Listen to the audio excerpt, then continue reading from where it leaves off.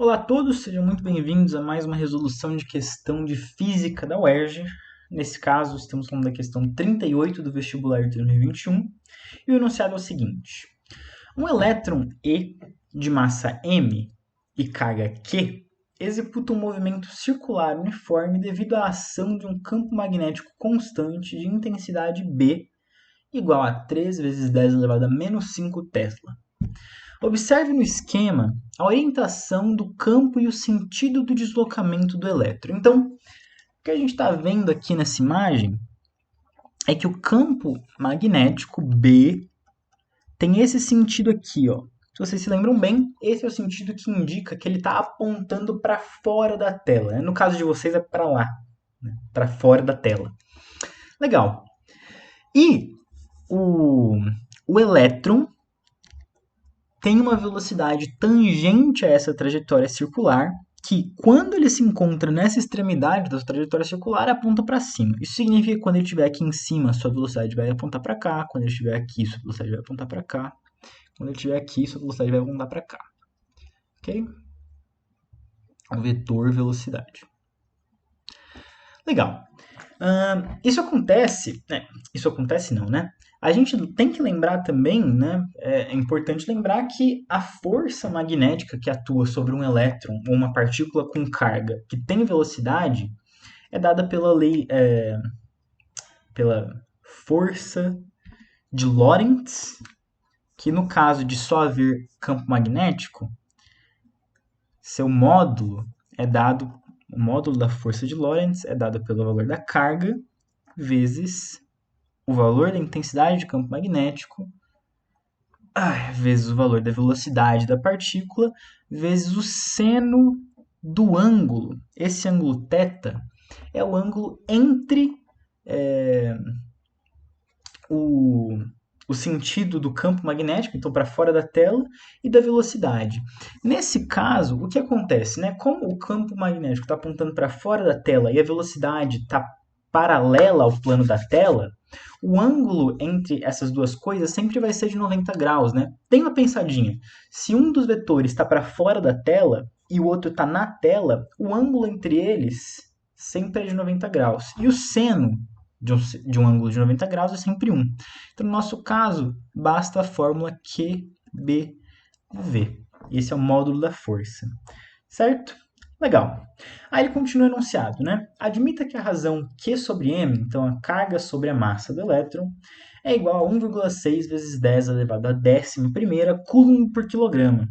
Ele pergunta, nessas condições, a velocidade angular ômega em radiano por segundo desenvolvida pelo elétron é igual a. Então, como é que a gente vai descobrir qual que é a velocidade angular do elétron? A gente tem que lembrar que o que está acontecendo aqui é um movimento circular, circular uniforme, né, a gente pode dizer assim, e que há uma força agindo sobre o elétron. Essa força, como a trajetória é circular, a gente sabe que essa força aponta para o centro da circunferência, a gente chama essa força de força centrípeta, e em casos de força centrípeta, a gente sabe que o módulo da aceleração é igual a v quadrado sobre r, sendo que r é o raio da circunferência, né? O raio não foi dado, por isso que eu dei essa pausa, né? Eu estava vendo se o raio tinha uma outra letra, mas não. Então eu estou chamando de Rzão o raio da circunferência, certo? Sabendo a aceleração, a gente pode apelar para a segunda lei de Newton, né? Que diz que a força exercida sobre uma partícula, sobre um corpo, é igual à sua massa vezes sua aceleração, que é igual à sua massa vezes a velocidade ao quadrado sobre r, como acabamos de ver. Só que a força que está sendo exercida sobre esse elétron, a gente também sabe que ela é puramente a força magnética, né? A gente está assumindo que a gente está em uma situação em que não há força gravitacional, tudo que importa é a força eletromagnética. Isso pode ser feito porque a força gravitacional é, em geral, muito mais fraca do que a força eletromagnética. Então a gente assume que a força gravitacional quase não importa nesse tipo de situação. Então essa força resultante aqui, que é igual a massa vezes a aceleração, tem que ser igual à força magnética, que é QBV. Bom, o que a gente quer descobrir é a velocidade da partícula. Então, a primeira coisa que eu posso fazer aqui, eu vejo que tem um V do lado direito e 2 do lado esquerdo. Eu corto esse quadrado com esse V aqui, ok? Isso porque, basicamente, eu estou dividindo os dois lados da minha equação pela velocidade. E aí, o que eu fico, depois de fazer isso, é m sobre r.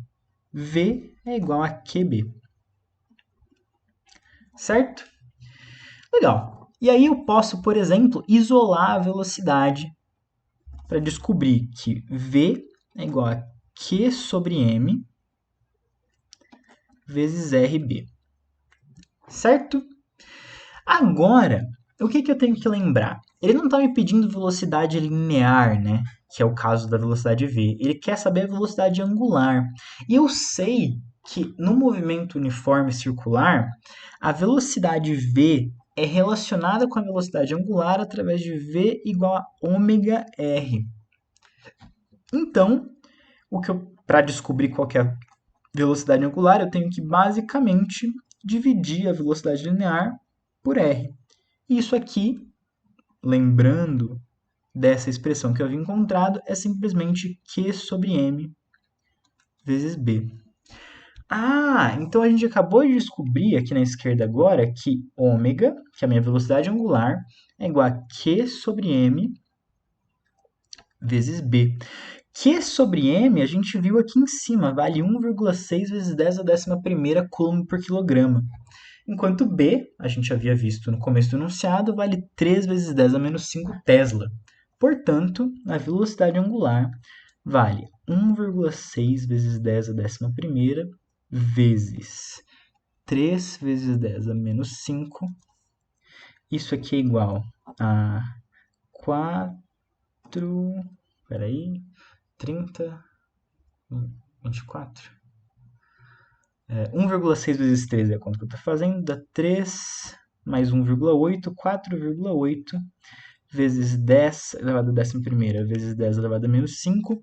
Tenho multiplicação de potências de mesma base, basta somar os expoentes, 4,8 vezes 10 elevado à sexta potência. Isso aqui já sai em radianos por segundo, né, que é a unidade de velocidade angular, a unidade natural de velocidade angular. Essa resposta está na alternativa A, 4,8 vezes 10 a sexta radianos por segundo. Beleza?